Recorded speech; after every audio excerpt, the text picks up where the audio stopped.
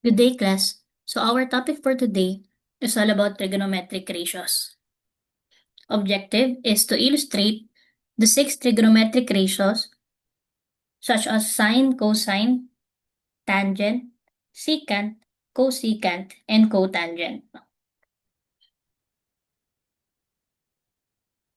But first, let us define trigonometry. So the word trigonometry or trigonometry comes from the Greek language tria, meaning three, gonia, meaning angle, and metron, meaning measure, which is triangle measurements. So simply, pag sinabi nating trigonometry, it is all about the measurements of the sides and angles of a triangle. So first, let us define the parts of a right triangle. Okay, so sa right triangle, tatlo yung parts niyan. We have the hypotenuse, the opposite side, and the adjacent side. Okay? But dito muna tayo sa theta. Theta is a Greek letter used in math as a variable to represent a measured angle. Okay, so simply theta is an angle measurement. And this theta, will be our reference angle para malaman natin kung ano yung mga parts ng triangle. Okay, so first one is the hypotenuse. When we say hypotenuse, that is the longest side. Okay, and it is across from 90-degree angle. So basically, madali lang malaman yung hypotenuse kasi siya yung katapat ng 90 degree. If you will notice, if this is the right angle, parang tinuturo niya lang yung hypotenuse. Okay? Next, we have the adjacent side and the opposite side. Actually, yung adjacent and opposite side, nagpapalit yan. Depende kung nasan yung theta. But since nandito yung theta, so pag sinabi nating adjacent side, that is the side next to the reference angle that isn't the hypotenuse. Sa madaling salita, siya yung katabi ng reference angle. Okay? The adjacent side. Okay, bakit hindi to pwedeng maging adjacent katabi din naman? Kasi nga, this is the hypotenuse, longest side. Okay? So, next one is the opposite side. When we say opposite side, that is the side that is directly across from the reference angle and does not touch that angle. So, pag sinabi natin directly across, kung yung adjacent katabi, ito naman katapat ng reference or kaharap. Okay, so if this is the reference angle, yung katapat niya na side or kaharap niya will be the opposite side. Okay, so bakit ko sinabi na nagbabago yung adjacent and opposite side base sa theta? Kasi for example, kung nandito naman yung theta natin, still, this is the hypotenuse. Hindi nagbabago yung hypotenuse. Okay, but if you will notice, kung nandito na yung theta natin, sino na yung adjacent side niya or yung katabi niya? Hindi na ito, but this one. Ito na yung magiging adjacent. Tama? And then, yung katapat na netong theta will be this one. So, this is now the opposite side. Okay? So, kaya yung position ng adjacent side and opposite side, lagi yung depende dun sa ating theta or yung magiging reference angle natin. Okay? So now, try natin munang sagutan to para mas mapamiliarize tayo dun sa parts ng right triangle. So, hypotenuse. Again, hypotenuse is the longest side directly across the 90-degree angle. So, this is our right angle. Diba parang, again, parang tinuturo niya lagi si hypotenuse. Meaning, hypotenuse is side A. Leg opposite to angle R. So, meaning, angle R, so this angle will be our reference angle. So, ano yung opposite doon? Yung leg or yung side? Yung katapat niya, which is this one, side R. So, next, leg opposite to angle C. So, this time, ito namang si angle C, yung ating reference. So, nasa yung kanyang opposite leg or opposite side. So, yung katapat naman ni angle C is this one, which is side C. Leg adjacent to angle C. So, again, ito yung reference natin. Leg adjacent, sino yung katabi niya na leg? So, this one, that is side R. Okay? And leg adjacent to R. So, again, ito na ulit yung reference angle natin. Sino yung kanyang katabi or adjacent side niya? That is now side C. Okay? So, ganyan natin dinedetermine yung parts ng right triangle. Okay? And if you will notice, actually, in naming din naman the sides, kung given yung name ng angles, tingnan nyo, C, A, R. Capital letters yung ginagamit. Actually, yung mga katapat niya na side, okay, to name that, same lang sila ng name. Kung R to, yung katapat niya R din. It's just that we're going to use small letter for the side. Okay, so this is angle A, ang katapat niya si side A, pero small letter. And then this is angle C, ang katapat niya si side C, small letter lang din. Okay, so kapag angle, capital letters, kapag side, small letters lang yung ginagamit natin. Okay, so now this is the application of the 6 trigonometric ratios. Okay, so ito yung mga ratio nila. So we have here the theta, or this will be our reference angle. Now, for the sine, that is now opposite over hypotenuse. Ang kailangan lang naman, matandaan nyo lang yung ratio. Okay, nung mga trigonometric functions. So pag cosine, that is adjacent over hypotenuse. Tangent theta, that is opposite over hypotenuse. And then actually, this cosecant, secant, and cotangent, ito yung mga reciprocal ng sine, cosine, and tangent. Because sine, cosine, and tangent, sila yung mga primary trigonometric functions. Okay? Si sine, ang reciprocal niya ay si cosecant, kapartner niya. Kasi if you will notice, yung ratio ng sine, opposite over hypotenuse. Pagdating kay cosecant, baliktad na. Naging hypotenuse over opposite. Cosine, si secant naman. Okay? Kaya hypotenuse over adjacent. And then pagdating na kay cotangent, okay, si tangent naman yung kanyang reciprocal. Kaya this is now adjacent over opposite. Okay? Actually, merong madaling way para matandaan yon. We're going to use this abbreviation. Okay? So, the SOHCAHTOA and then the CHO-SHA-COW. Okay? So, ano ba tong SOHCAHTOA? SOHCAHTOA, this is for the sine, cosine, and tangent. The CHO-SHA-COW is for the cosecant, secant, and cotangent. Yung mga first letters, ang nire-represent niya, yung mga trigonometric functions. Yung sine, cosine, tangent, cosecant, secant, and cotangent.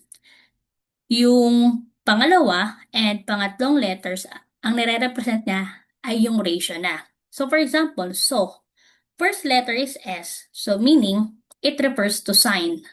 Okay? And ano yung ratio niya? Yung yung second and third letters, that is opposite over hypotenuse. Pagka, C is for cosine, kaya ang ratio niya will be adjacent over hypotenuse. TOA, so T is for tangent. The ratio now is opposite over adjacent. And then here's a CHO-SHA-COW. Okay, so C is for cosecant. Ratio will be hypotenuse over opposite.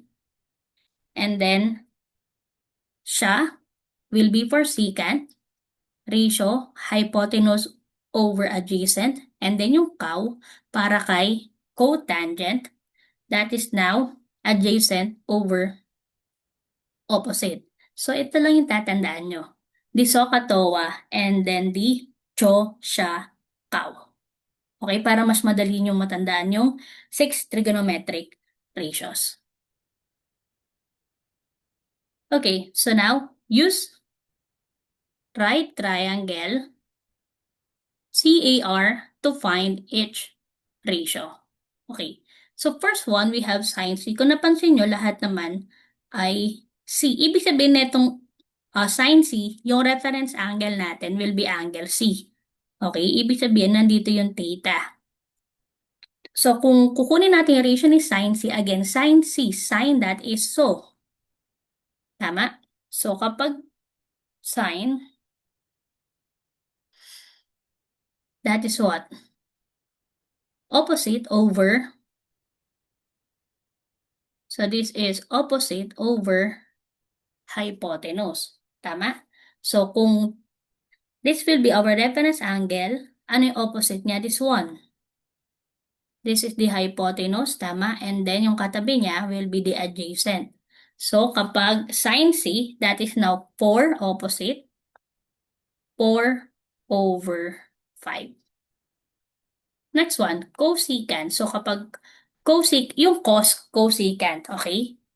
Cosine rather. So cosine, this is now ka.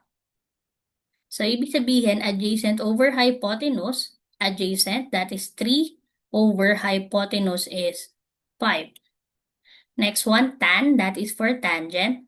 So this is now soka, so towa. So that means opposite over adjacent, sine C, rather angle C, opposite is 4, over adjacent is 3. Ganun lang. Cosecant C. Ang cosecant actually, pwede yan CSC ha. So cosecant, that is the cho. So hypotenuse over opposite. So hypotenuse is 5. Opposite is 4. Next, secant C. Secant is sec. Okay, so secant, siya naman yung siya, which is hypotenuse over adjacent. Hypotenuse is 5, adjacent is 3. Cotangent, this is also cot. So cotangent, this is cow. So adjacent over opposite, which is equal to, ano yung adjacent natin? 3 over 4. So ganito lang natin i-identify yung ratios. Okay? Next.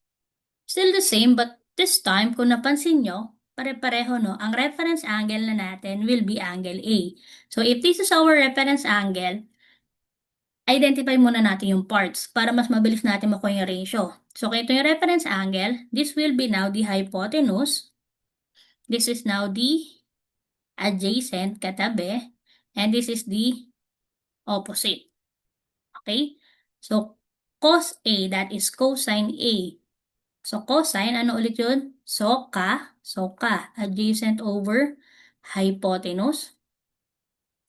So that will be equal to adjacent. Ano na yung adjacent? That is 4 over hypotenuse is 5. So magiging 4 over 5.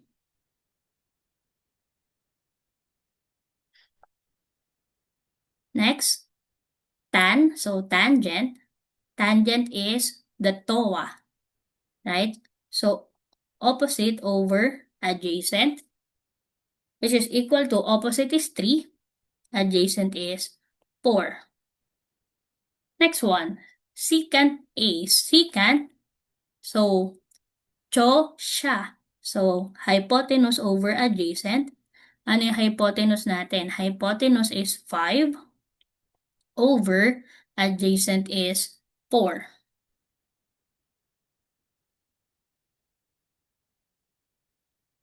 This is 5 over 4.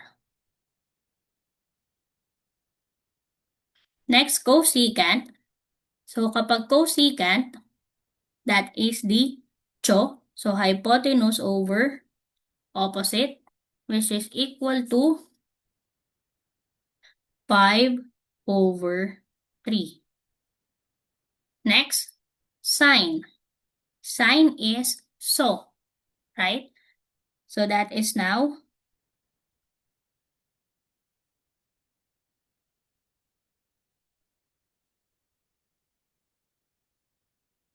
opposite over hypotenuse,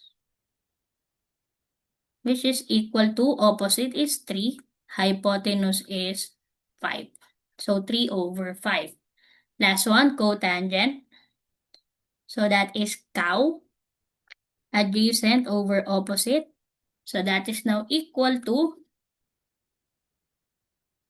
so adjacent is 4 over 3.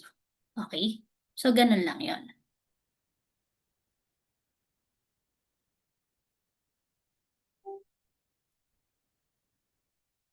Next one, so use right triangle CAT to find its ratio. Okay, so this time, iba-iba na sila. Okay, first one, sin T, meaning our reference angle will be angle T. Ito yon. So, kung ito yung reference natin, this is the hypotenuse, this is the adjacent, and this will be the opposite. Right? So, sine T, sine, that is so. So, opposite over hypotenuse, which is equal to, opposite is 5.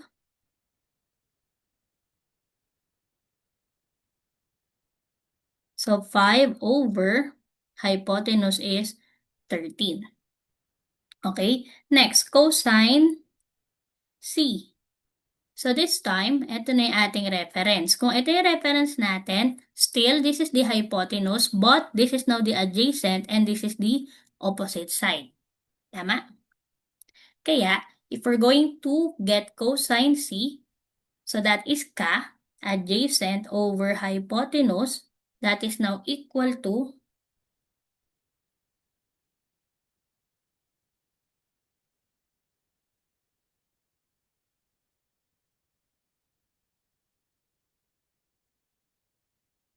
for a while.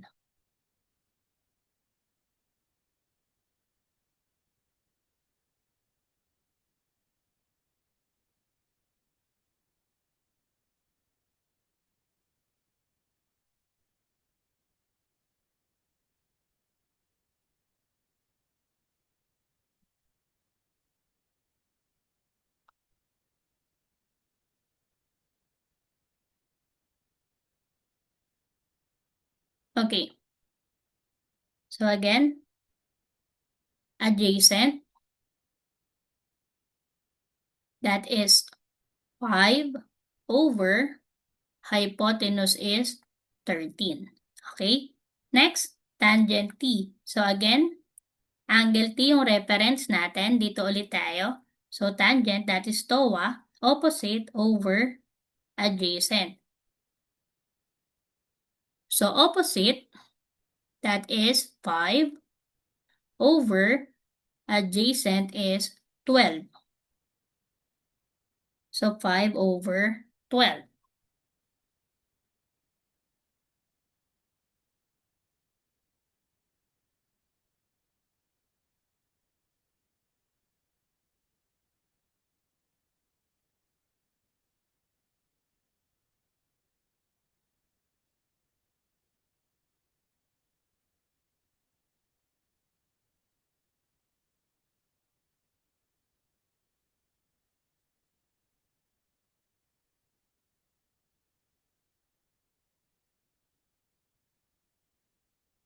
Secant C. So secant C, this one, that is siya. So that is now hypotenuse over adjacent, which is equal to hypotenuse is 13 over adjacent, which is 5. Next, cosecant T, that is CHO. So that is now equal to hypotenuse 13 over opposite, which is 5. And then last, cotangent C. Ito yon. So, cow, adjacent over opposite, which is equal to, so adjacent, kung C, ang adjacent niya is si 5.